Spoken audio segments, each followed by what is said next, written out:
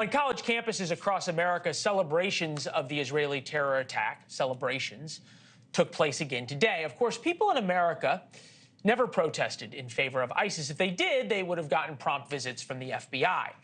One has to wonder what these people will be doing tomorrow to celebrate Hamas's declared day of Jihad. In New York, the NYPD is worried enough to order a full call-out. They're already stationed outside of synagogues. Bobby Chacon is with us, formerly of the FBI, who worked in New York. Bobby, it's good to see you. I appreciate it. My last question, we not ran out of time to Shahar, was going to be, look, you've seen what Hamas has done in Israel and will do. What's your warning to America now that Hamas has promised to bring jihad to America? I'll let you pick that up.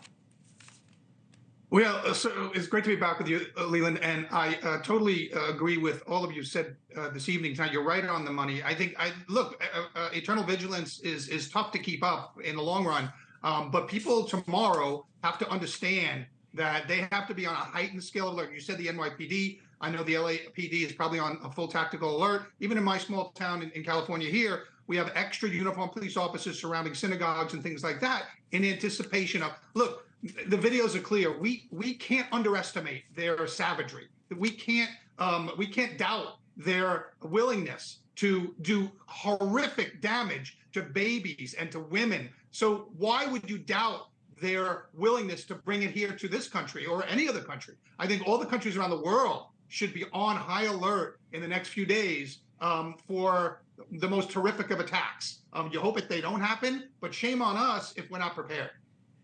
All right, look, it sort of was unthinkable right after 9/11 to have pro-Al-Qaeda marches, unthinkable during ISIS even to have pro-ISIS marches. And reasonable people can disagree that the Palestinians in the West Bank and Palestinians in Gaza deserve their own state or not, or whatever you want to say. But it's very different now to come out on the street and celebrate the slaughter of 1,000 civilians, right? This isn't marching because you want different land divisions in the West Bank or you want the settlements to stop. This is very different. Who are all of these people? Are these all Americans who have been converted, or are all these a bunch of people who have come into the United States?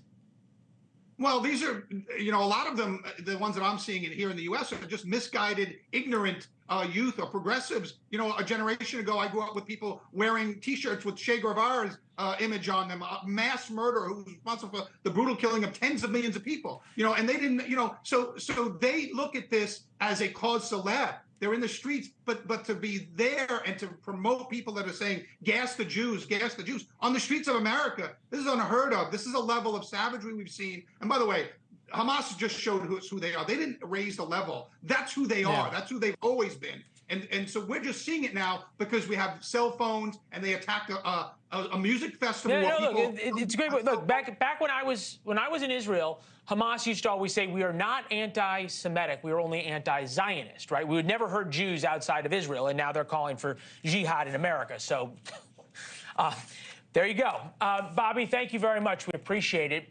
Thanks for watching. Go to newsnationnow.com to find NewsNation on your television provider.